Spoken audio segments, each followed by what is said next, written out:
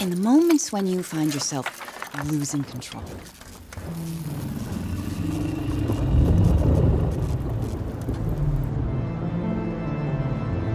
How does the anger manifest itself?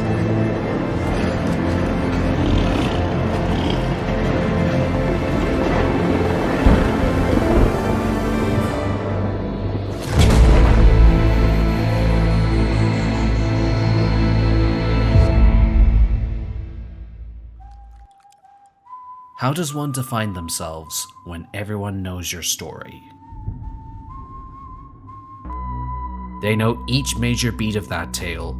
Some were there to witness it firsthand, while others just perceive you with that reputation as your whole identity. In a lot of ways, Telltale Games has and will always be defined by their rise to stardom, as well as their dramatic fall from grace, which still looms over the company to this day, even overshadowing many of the games they've produced. And with good reason, because there was a point they weren't just good, they were great, spearheading the revival and resurgence of a genre that many had willingly left behind. If RPGs were defined by their sense of scale and shooters by these are mags, guns or some shit, the point-and-click adventure does nearly the opposite of both those tenets. Instead, by keeping its design as stripped back as possible, it allows for everyone and anyone to pick it up.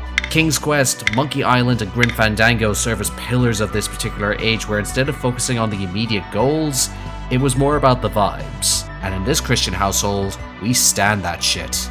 They all had a particular sense of humor and self-awareness which acknowledged you directly, because if you're seriously going out of your way to play this particular kind of story, yeah, why not have some fun at your expense? But this distinction was also the biggest barrier to most general players. It was so bare bones that even LucasArts, the ones who played a significant role in popularizing the genre, didn't see a profitable future for it. This doomer mentality sadly wasn't far from the truth. Outside a few exceptions, it was truly past its heyday, as significantly fewer games would be released or garner much interest at all for being seen as primitive or old-fashioned. So when these three former employees would go on to form Telltale in 2004, these games would stay small, even when acquiring some major licenses to work with. The lack of real innovation coupled with the rise of online games and, putting it simply, more robust, fast-paced, fun single-player games, by the end of the decade, were destined to be forgotten by history. You could say that they were somebody that we used to know.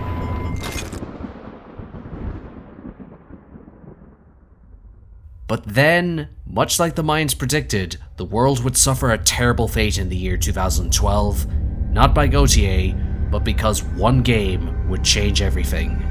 And that game was Danganronpa 2. And also this one. Here's a question. How did you first discover this game? Perhaps you saw Jacksepticeye play it back then, or maybe you've only just heard about it now, which is fair, the game is over a decade old, or maybe it was the fact that The Walking Dead was one of the biggest properties on the planet. Some of these reasons can be found in my video from last year, and heck, give me enough time I might accidentally do a follow-up on its best incarnation.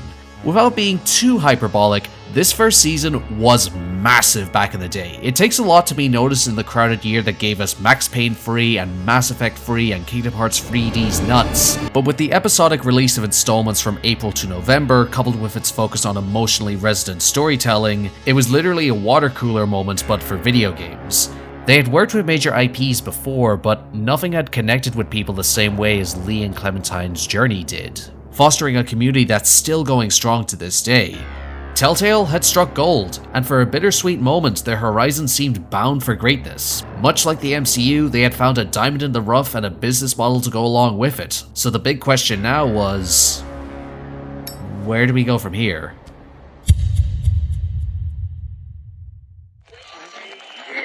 Today again if you missed it, a record for the date, hottest ever in June, 103 now, and that humidity looks low, but remember, the hotter the air is, the more moisture it can hold. So 103 with 31% humidity is a lot more humid than say 73 with 31% humidity, and it is muggy out there.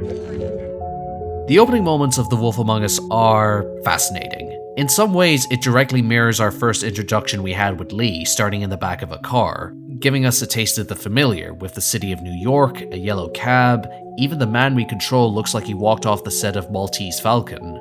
It's certainly an effective mood setter, embracing all the signature qualities of noir fiction, with heavy synthesizers, fixed shadows, and smoking indoors because this was the 80s and the smoking ban wasn't introduced till 2007. But it's beyond that first door where we leave the mundane behind, and instead get our first encounter with something more magical.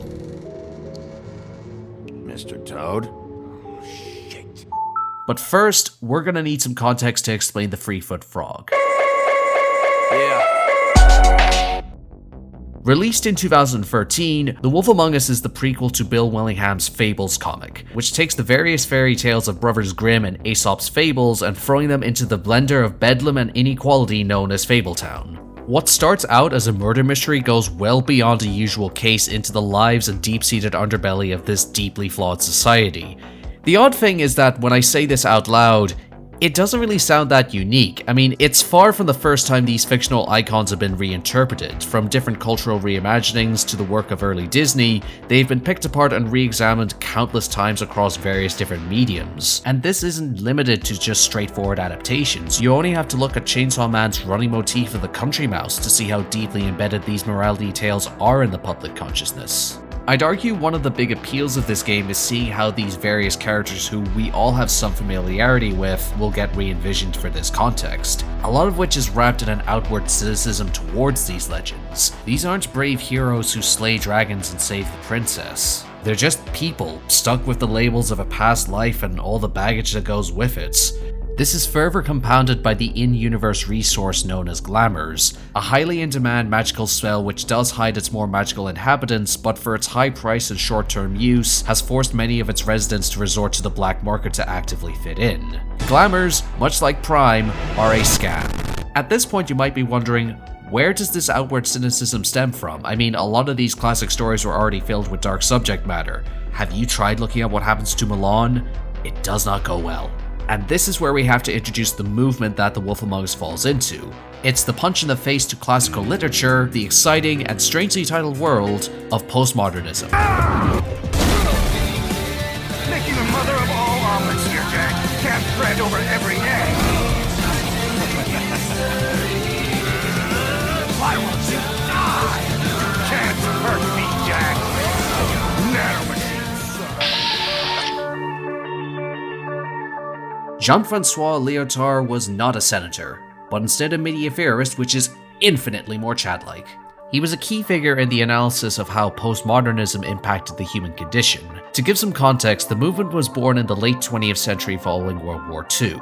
This was a period of deep disillusionment and authority, and rather than trying to emulate or go against the status quo, many works in the movement are defined more by their self-awareness of the status quo. What?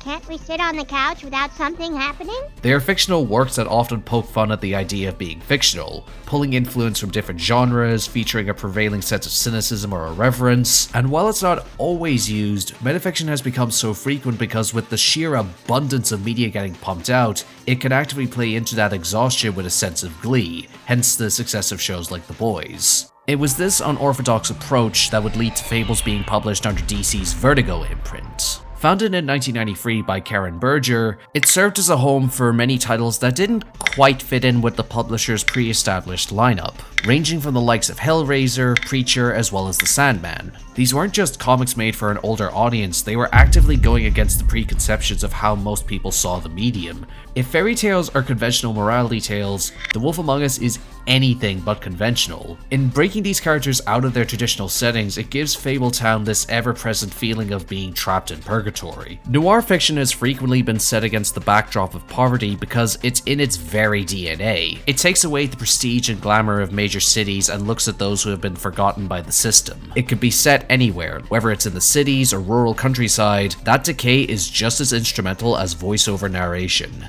Having influence from multiple genres allows for more diversity in the game's setting, but also in the way its special world is depicted. Fabletown's dire economic climate makes it an ideal setting for a subset of fantasy which is much more prominent than you might think. Urban fantasy has remained a strange yet oddly lucrative subgenre due to its unconventional mashup of magic and mundanity. The most prominent being the likes of Neil Gaiman's American Gods, Gargoyles, the Percy Jackson series, and Buffy the Vampire Slayer. I believe the reason for these series succeeding comes down to how they actively engage with that juxtaposition, because if poorly handled, it comes off more as a gimmick. Like, let's imagine for a second if Bright was actually good. Like, it took advantage of its aesthetic, or world building, and the genre it was in, rather than using it as a paint job to cover up for its own problems. Bright. More like shite. So with that out of my system, back to Among Us. Oh fuck, I can't believe you've done this. This introduction has already set the foundation for the grounded reality, and as a result, every character is appropriately shown in shades of grey. The Huntsman is a drunk, Beauty and the Beast's relationship is filled with a deep mistrust, and the less said about this incel Ichabod, the better. It's with that in mind, it's better to start with the man we're actually inhabiting, the linchpin keeping this all together. Mr. Wolf. There's two ways you can look at Bigby as a character. One is the cold, violent monster everyone knows, and on the other is a worn-down detective who wants to atone for his sins. This duality is at the core of how players choose to play him, except for when it doesn't. Right from the first dialogue choice, in fact. And here is where I need to bring up the elephant in the room. In good consciousness, I can't not mention this because it's not only a core part of what these games were sold as, but it's also the most common criticism that gets thrown around at these kinds of games all the time. So here I am, saying it loud and proud, this statement is a lie. Or more specifically, the illusion of choice is purely dictated by what the dialogue box offers. This isn't an offered protagonist who we gradually upgrade for a skill tree. Instead, keeping with genre traditions, everything that can be interacted with is kept to a minimum, and that lets the writing do the heavy lifting. We have a say in what kind of sheriff we can be and which route he takes, but outside a few specific circumstances, your playthrough will mostly be the same as mine.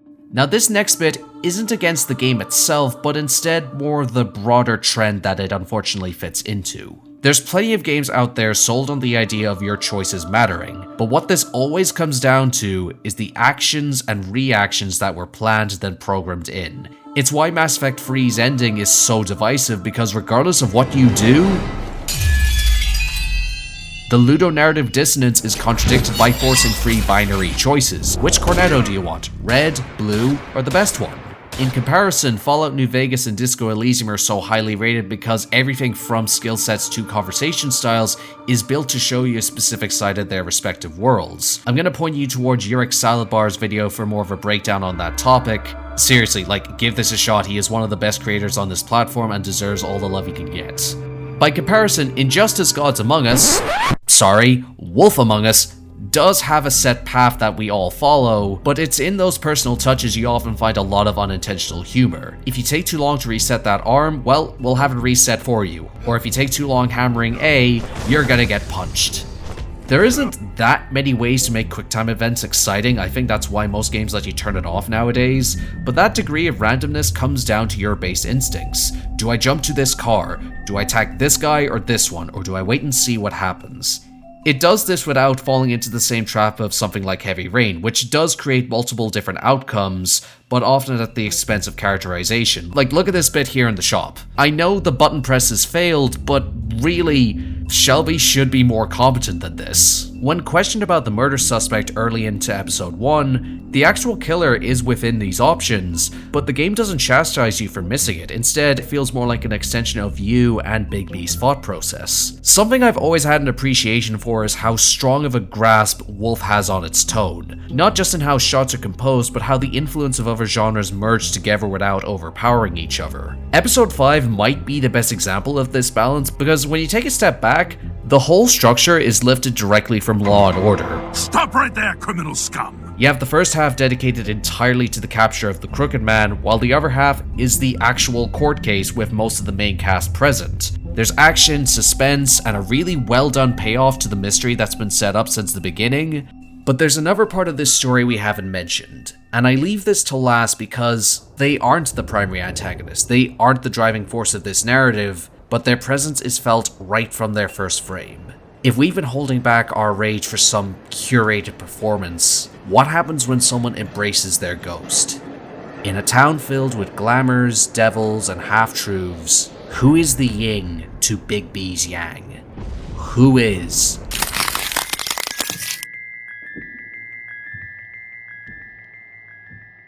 Like many urban legends, the idea of a supernatural being starts small. Maybe a friend teased you into chanting their name once, maybe you saw an image you really weren't supposed to, or perhaps it's the way that seed of doubt flourishes with more exposure. Many ghost stories are content with just scaring their victims. There is a comfort that we could take in not being physically harmed, but what if that ghost was real? What if people got hurt? It's been well documented that Bloody Mary was inspired by the real-life acts of Queen Mary I, a power-hungry tyrant who sent hundreds of people to their deaths, burned at the stake from 1553 all the way to her death in 1558. If you spent enough time looking through the back rooms or maybe the fanfictions of Jeff the Killer, the skeletal framework has always been the same, that morbid curiosity of what we are capable of at our absolute worst. It isn't clouded by morality, or empathy, or any other man-made construct of order, but just the real, ugly side of the human condition, not hidden by artifice, not behind a glamour, or even behind a mirror. Now, this might come down to personal preference, but I've always loved when non-horror media does horror well. It's the way it breaks down that sense of security we felt up until now that makes these rare instances much more effective. It's why The View from Halfway Down might be the best episode of BoJack Horseman as compared to the other penultimate episodes which already put us on edge. This one is shrouded in a creeping dread that builds like a pressure cooker. Or the climax of Arkham Knight, flipping the script and forcing the player to be the victim of fear that you've inflicted on the enemies throughout the entire series. Ooh, I also just remembered this, but that one episode of Ben 10 where Ghost Freak got out, like, holy shit, I'd like to see a therapist, please. These kinds of moments stay with you long afterwards rather than just being another bump in the road. We've already seen how scary Mary is out in the open, so what happens when they get the home field advantage? What happens when we have to fight in the shadows? That's why Bloody Mary stands out so much, not just because of how the framing makes us feel like we're being watched, but how the sound design and machinery and otherworldly magic brings that contrast to fruition. Seriously, that glass cracking has lived in my head rent-free for over a decade more than Outlast ever did.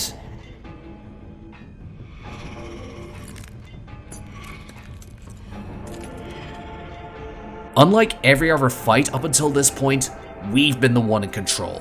A lone gunslinger, if you will, and every encounter has mostly gone in our favor, but this is different. Not because of it being in the dark, but quite literally facing something that's not bound by order, or justice, or even reality itself. It's just primal, a literal monster. We've constantly been restrained in some way, so when we actually see what monsters are in the shadows, there's only one option.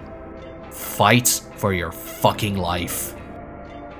I've said before how action is rarely that exciting to engage with, but this, along with The Walking Dead's climax, are one of the few exceptions. By taking our emotional investment and running with it, the physical threat is just one step towards the emotional climax. And while Lee's march was triumphant, this is a nightmare. Each press, each response, it feels like we're clutching at straws until finally, let it out.